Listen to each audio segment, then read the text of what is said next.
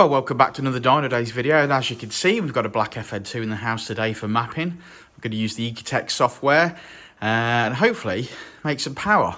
I can see it's got some modifications already, but we'll go through the list towards the end of the video. Yeah, let's make some noise.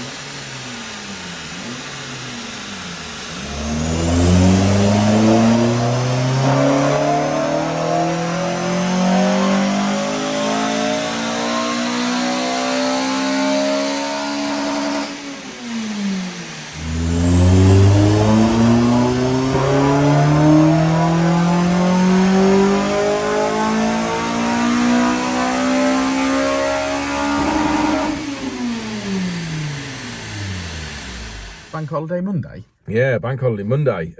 I think me and Dan decided, due to the fact that there was a lot of bank holidays in May and the end of April, as it were, that Keith and Jenno were not having a day off. And obviously, if they're not having a day off, we're not having a day off. Yeah, too right. So we came in, got a couple of jobs today. So Yeah, and this Fn2 was the first one. Now, this Fn2 has actually been previously flash mapped. You can tell that by the way that it revs out and where the VTEC point is. We've improved on that today. It definitely had some form of map on it, hadn't it, for sure. We don't exactly sure. It wasn't an Ecotech map because there was no license on the ECU. So however it was done obviously with another system. Pikey. Yeah, we have used the Ecotech system this morning. So obviously it's got all the switchable maps. Obviously it is features, so no lift shift, auto blip downshift, and adjustable launch control on the steering wheel because it's a GT model. However, minimal mods. When I say minimal, there are much better modifications out there. Now, we talk about the modifications on this channel all the time.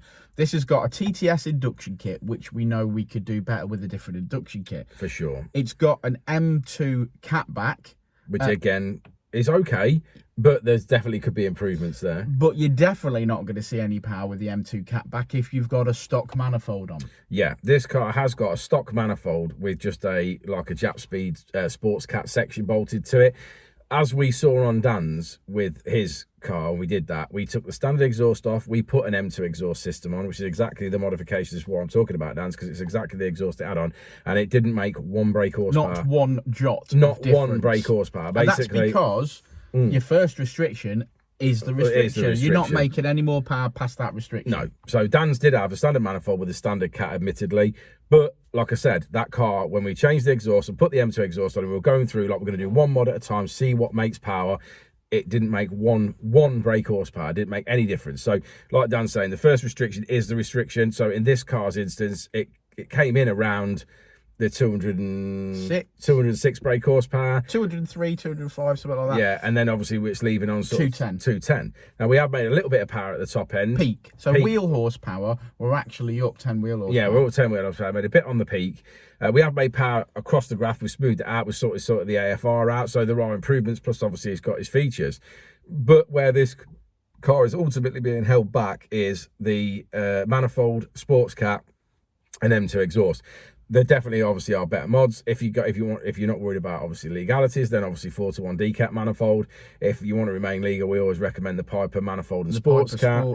Piper manifold, Piper sports cat, and a Teguis 70mm exhaust system is pucker. Yeah, really nice.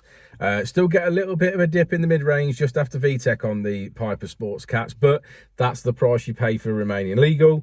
But they do seem to obviously make power, a better induction kit for this car, and an RRC inlet manifold. Yeah, ultimately you can transform this car and get lots more power with more money. Yeah, that's ultimately the thing. It's about budget, you know. And just if anyone's got similar mods to this, the next mods are Skunk 2 induction kit or CPL induction kit, your RRC, your 4-to-1 manifold or Piper manifold and sports cat mated to a Teguis 70mm exhaust. Transform this car, and that will feel like a completely different car again. Well, Teguis also do their track 3-inch exhaust, which is very good. Which is good. Which again I think is reasonable value for money. But that's the next step up again. I mean, you know, you've got the Teguis 70mm, which we think is the most reasonable and the best you're going to get. An extra 300 quid. An extra 300 quid, and then obviously you can have the 3-inch. Let's be honest, right? I'd pay an extra 300 quid for an extra 1/4 inch, wouldn't you? Yeah, probably. Yeah. Yeah. Should we have a look at that graph? Yeah, let's do it. Okay, so red line is as she came in, blue line is as she leaves. Yes, we've made power, we've added the features, etc. Oh, let's scroll down a little bit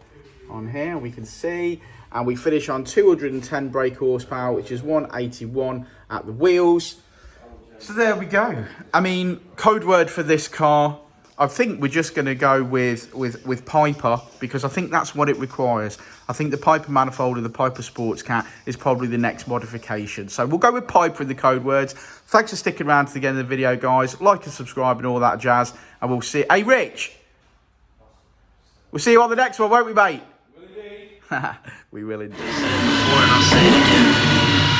Life moves pretty fast.